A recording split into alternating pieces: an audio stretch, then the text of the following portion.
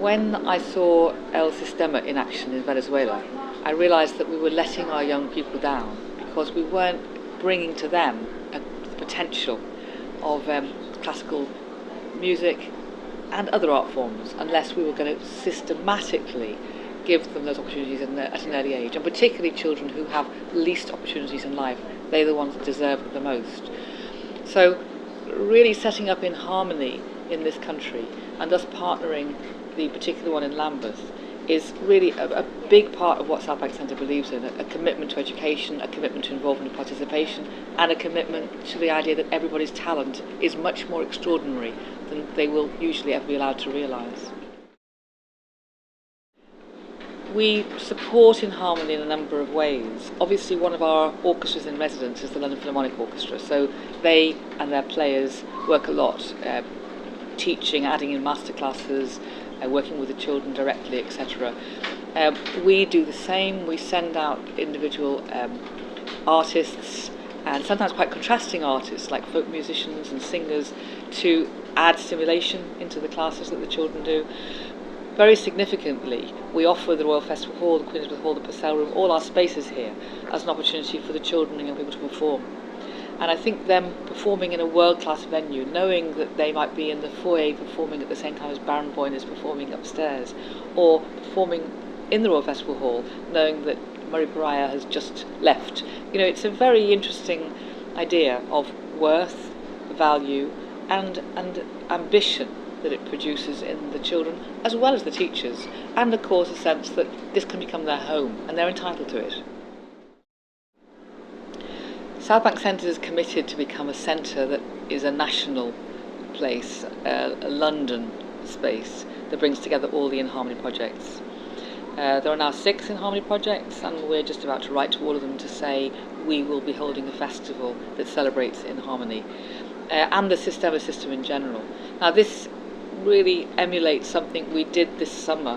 We had the Olympic summer, obviously, and we did Festival of the World, and as part of that Festival of the World we formed a nucleo. Nucleo is the phrase that they give in Venezuela for the music centres that are about social transformation.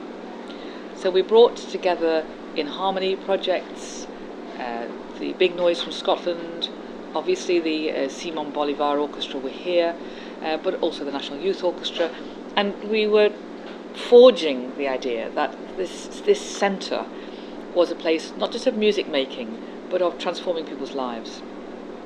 And we're going to expand that idea of Southbank Centre being the national centre that explores and supports In Harmony and methods of art as a form of transformation.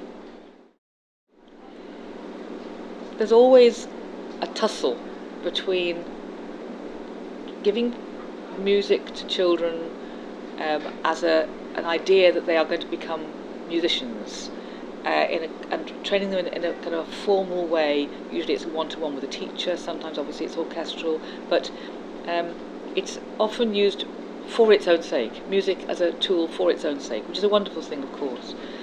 In Harmony takes the El Sistema philosophy as music as a tool for social change, to lift forever the ambition and possibility of a child's life.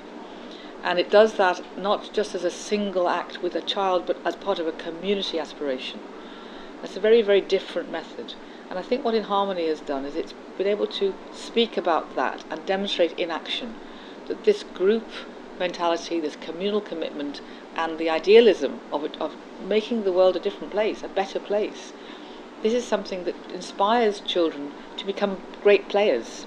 So the music is made more fervent and more potent because of the philosophy that backs that music up, and In Harmony has been able to present that idea to the public and get the public and the funders to realise that this is a critical movement that hasn't existed in this country in this way before.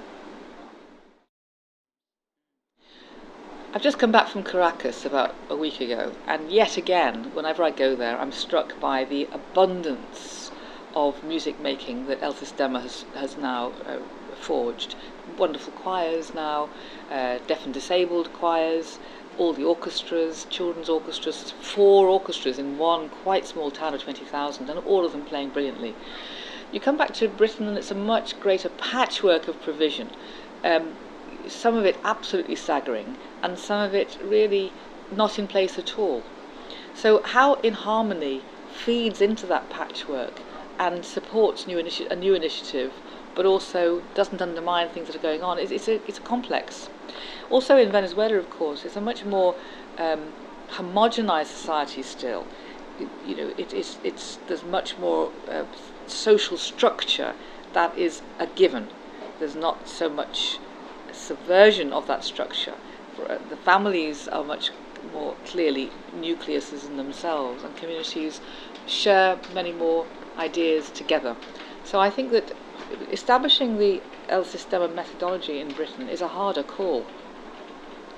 I think what In Harmony is able to do is have the knowledge of the UK culture, or the England culture, and start weaving amongst all of these different music initiatives how the idea of social transformation can work. And essentially In Harmony is reaching children who are far less likely to be part of the music system. Children and their families, far less likely to be able to afford or even think of becoming a flautist or a harp player or a cellist. It's not in their vocabulary, it's not in their tradition, and it's not within their financial means. So In Harmony is really offering a different kind of opportunity to children who more or less don't make it into the music system as we currently run it.